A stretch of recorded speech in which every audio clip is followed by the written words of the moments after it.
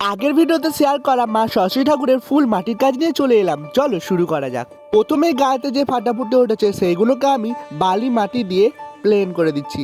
বালি মাটি হলো গঙ্গার মাটি। মাটির অনেক রকমের কোয়ালিটি আছে, যখন যে মাটিটা প্রয়োজন হবে তখন সেই মাটিটা ইউজ করা হয়। তারপর কাদা ঘোলা দিয়ে আমি কিছু কাপড় ছেঁড়া মেরে নিলাম ঠাকুরের গায়ে। চলো তোমাদের সঙ্গে একটা ছোট্ট গল্প শেয়ার করি। ছোটবেলা থেকে ইচ্ছা ছিল ঠাকুর তৈরি করব।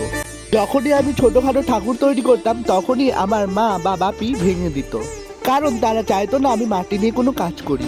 এখন আমি সবকিছুই করতে পারি। তোমরা যদি এইরকম মাটির কাজ শিখতে চাও আমার ভিডিওগুলো প্রতিদিন ফলো করো, দেখবে অনেক কিছু শিখে গেছো। তারপর মায়ের গয়নাগুলো আমি ডাইস করে নিয়ে একটু কাদা ঘোলা দিয়ে আমি গয়নাগুলো লাগিয়ে নিচ্ছিলাম। মুটুকের জন্য একটা সিক দিয়ে স্ট্রাকচার করেছিলাম, সেটার উপরেই আমি ডিজাইনগুলো বসিয়ে নিয়েছিলাম।